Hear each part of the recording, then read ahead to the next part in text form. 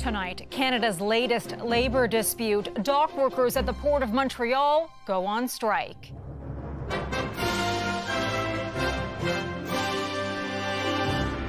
Two terminals paralyzed for days. Eventually, it will cost more money to consumers, making things more expensive. The impact on small businesses and consumers. Israeli airstrikes kill more Hezbollah leaders as Iran vows revenge. The Canadian man stuck in Uganda with a hefty hospital bill after contracting malaria. And a simple act of service ahead of Remembrance Day in Ottawa. I'm feeling really proud as a Canadian to be able to be here. Plus, Monet and his love for London. He had long wanted to paint what he called some fog effects on the town. The first ever UK exhibition reuniting an extraordinary group of paintings.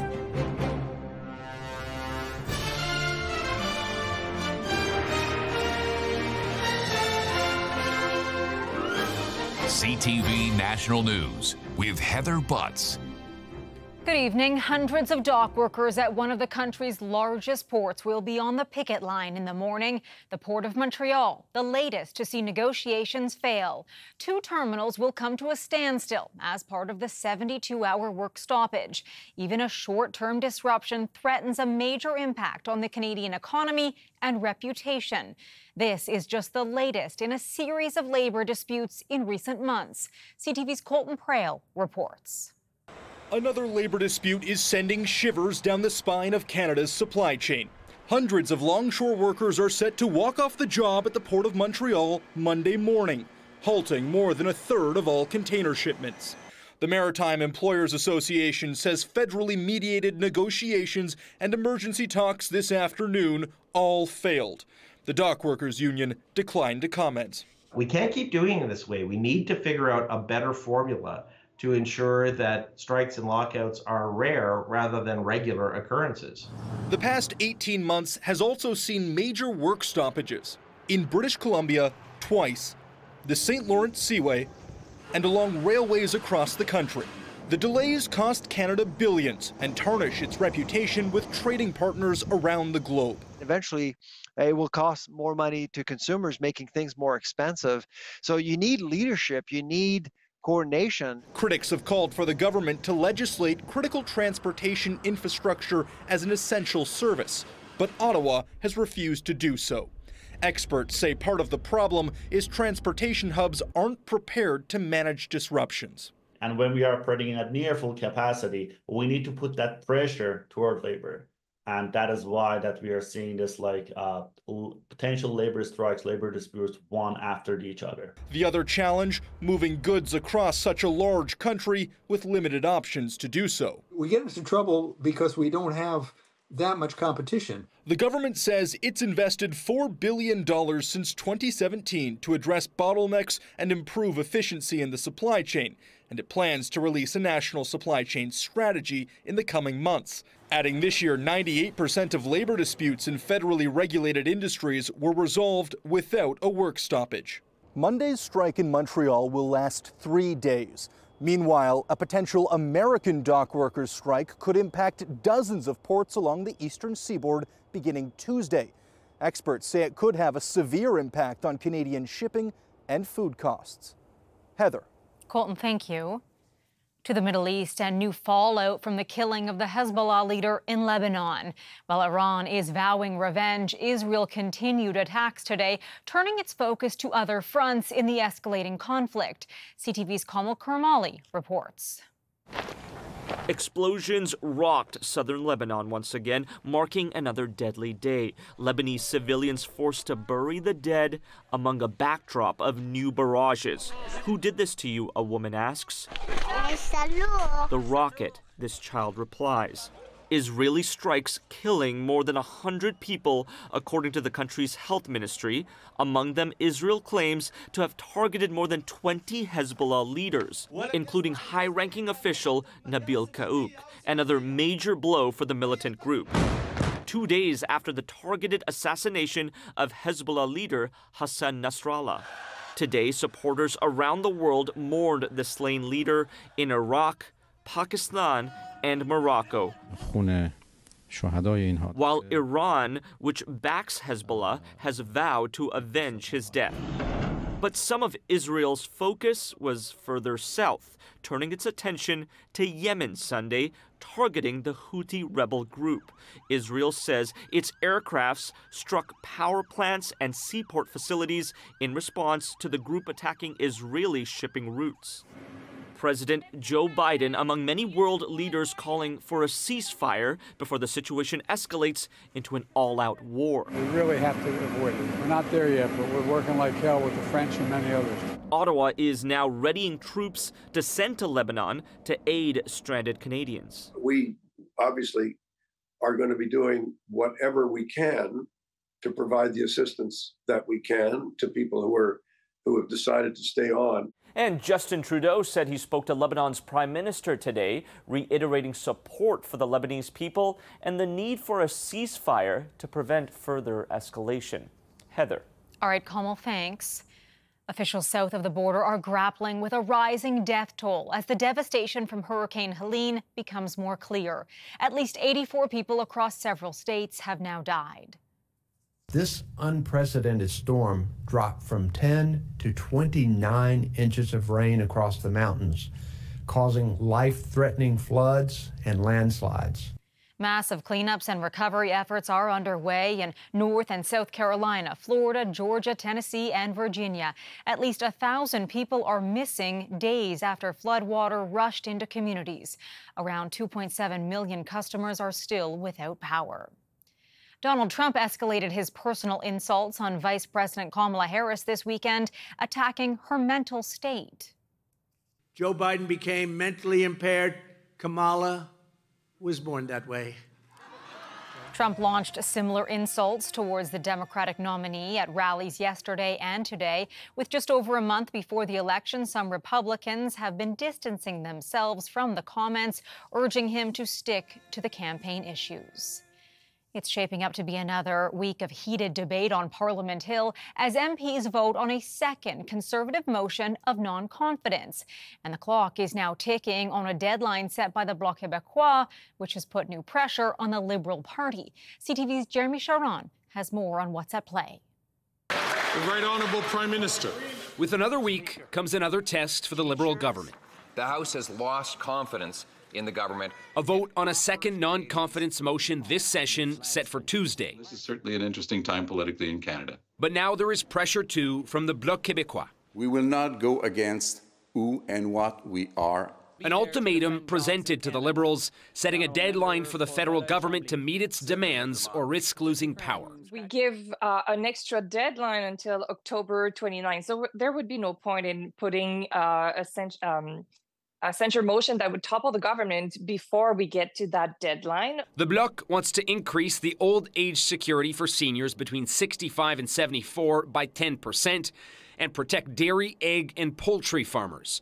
The Bloc says talks with the Liberals are taking place.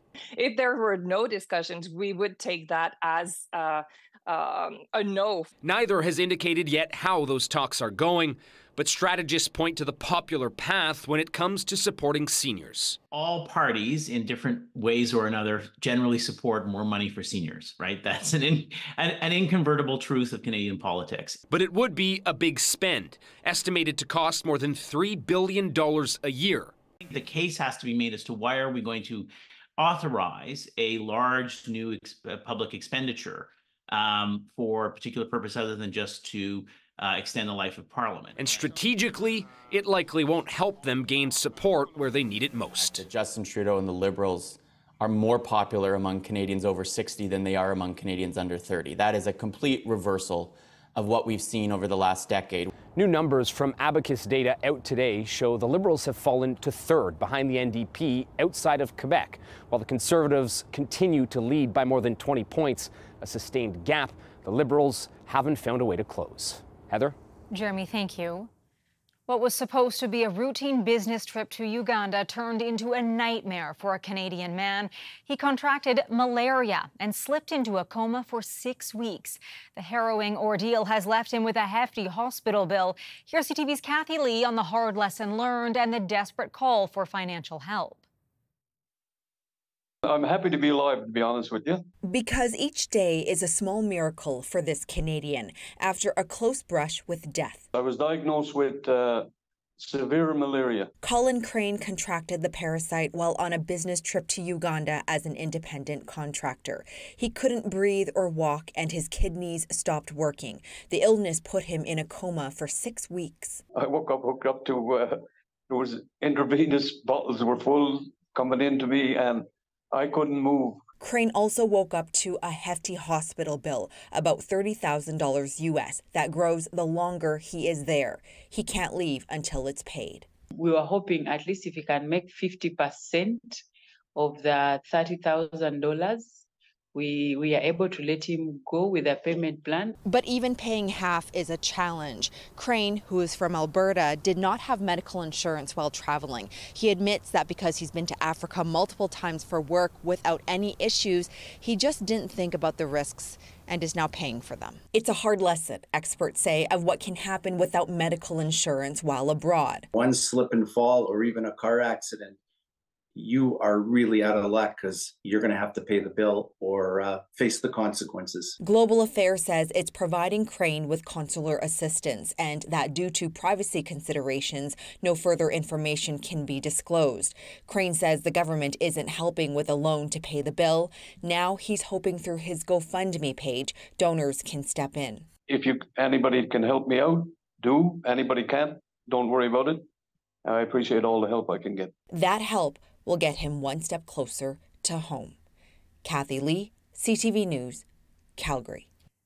Hundreds of people gathered at the National Military Cemetery in Ottawa, a simple act of service to show respect and pay tribute to those who made the ultimate sacrifice as we approach Remembrance Day. Here's CTV's Kimberly Johnson. Taking care of every crevice, 13-year-old Oceane wonders about the stories of those who rest here. I see many graveyards with their wives with them, and it makes me just cry and be very happy with what I have. A simple act of service, cleaning the headstones of fallen military personnel alongside her parents. In the process, this has become deeply personal for Oceane. It makes me think how if they die, how I will also be happy if people clean their grave. So it makes me happy just seeing this. She's one of 200 volunteers at the National Military Cemetery Cleanup Day at Beechwood Cemetery.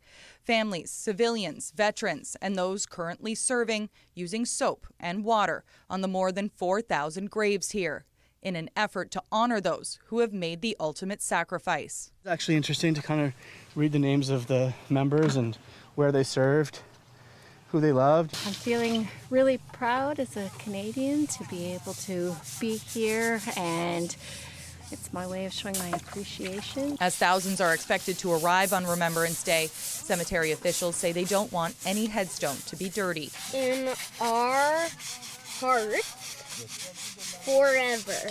Victoria is here with her grandfather, who says he feels it's important for the next generation to understand. To reflect on all those that gave their lives for freedom so that we can go out and do whatever we want to do because they made the ultimate sacrifice so that we could do it. Certainly leaving an impact on Oceane far beyond this one day. I'm here to clean the graves and pray for the dead ones, even if I'm a stranger to them. Kimberly Johnson, CTV News. Country music icon and movie star Kris Kristofferson has died. I want nothing but the ending of the war. Kristofferson's career started to take shape in the late 60s. The Texas native penned many classics, including Sunday Morning Comin' Down, For the Good Times, and Help Me Make It Through the Night. A singer himself, many of his songs were best known performed by others, like Janis Joplin belting out Me and Bobby McGee.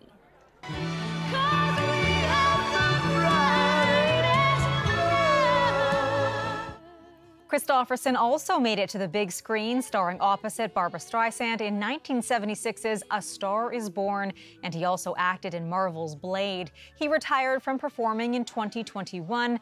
His family says he died peacefully, surrounded by loved ones at his home in Maui, Hawaii. He was 88. Coming up. I really disagree with BMI just because someone being my size, being and mostly muscle. The tool tracking your weight under scrutiny. Plus, dismantling the last of the dollhouse decorations.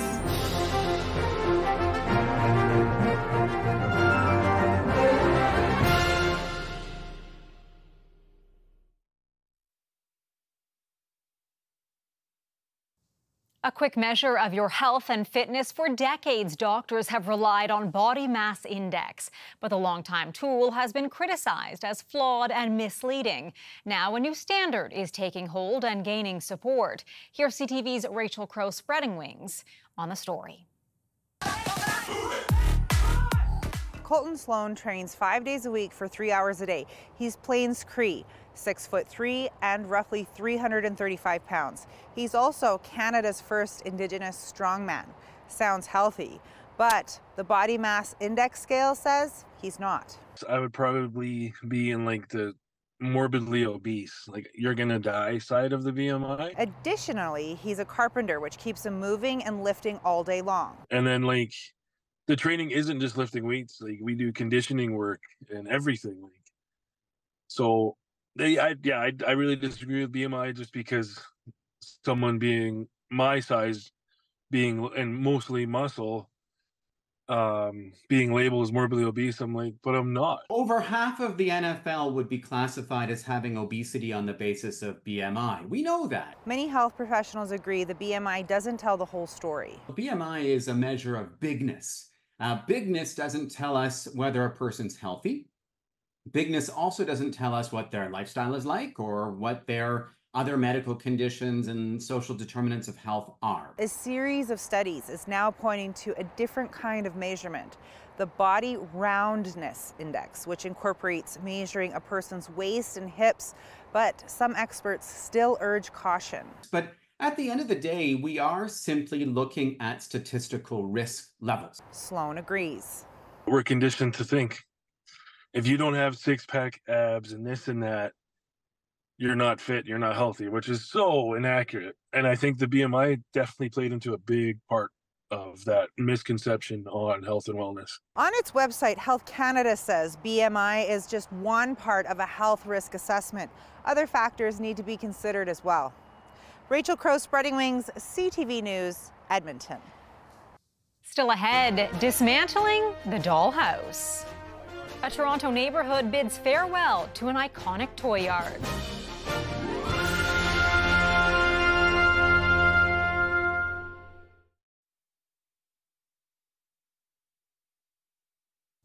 Help has arrived for 2 astronauts stranded at the International Space Station. Freedom SpaceX on the Big Loop, self-capture confirmed. The SpaceX Dragon 9 crew docked at the ISS with 2 empty seats saved for Sonny Williams and Butch Wilmore. It took nearly 29 hours for the spacecraft to safely arrive.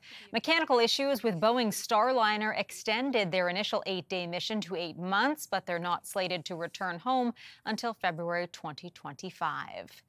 A quirky mission is taking place in front of a famous life-size dollhouse in Toronto. For decades, an unusual assortment of nostalgic knickknacks covered the home until now.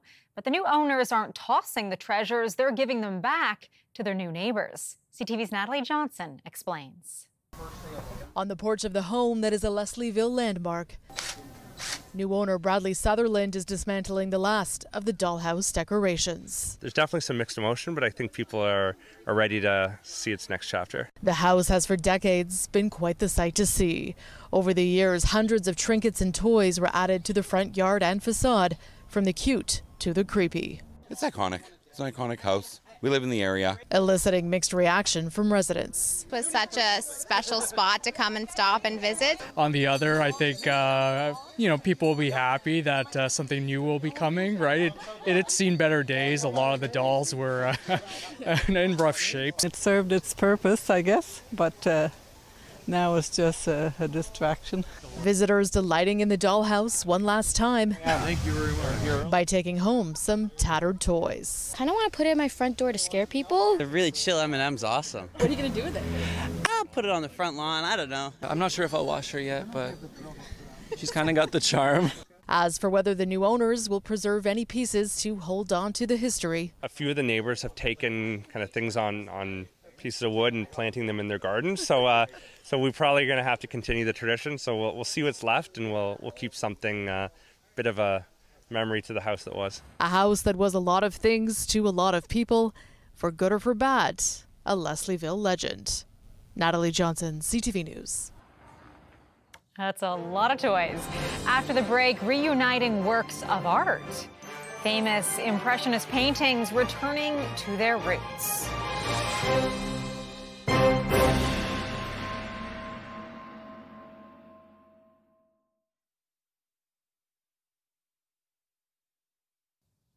Finally for us tonight, a reunion 120 years in the making. World-renowned Impressionist painter Claude Monet drew inspiration from London for his works of the River Thames. Now a distinct group is on display not far from the hotel where many of them were painted. CTV's Garrett Berry has the story. He said he loved London most in the wintertime because it just had this incredible effect. Over 3 long visits at the turn of the 20th century, Monet sat at London's Savoy Hotel and captured the city's distinct atmosphere. Fog merged with the smoke belching from the factories on the South Bank, with the steam of the trains passing over the bridges, with the steamboats on the river, and all of that with gusts of wind kind of mixed together to create this incredible kind of shroud and veil, and Monet absolutely loved that. A series of scenes of London on the River Thames occupied the painter's imagination for years. 30 years after his first visit in 1899, he came back, and now he was a very wealthy man, able to afford the Savoy Hotel right on the Thames. And he had long wanted to paint what he called some fog effects on the Thames. Eventually, he showed them in 1904 at an exhibition in Paris, but his dream to bring them back to London, to the city that inspired him, never happened. All the paintings sold and were scattered, until now. The Courtauld Gallery has spent years tracking down a group of 18 paintings which will go on display together in London for the very first time. It's an homage to the Impressionist master and the city which gave him so much inspiration. That really, I think, empowered him when he came back to France. That's when he started working on his famous Water Lily series, murals. But without London, without this experience of the Thames, that series would never have happened. Garrett Berry, CTV News, St. John's. That is our newscast for this Sunday. I'm Heather Butts. For all of us at CTV National News, thank you for watching. I hope you can join Omar tomorrow. I'll see you again on Friday. Good night.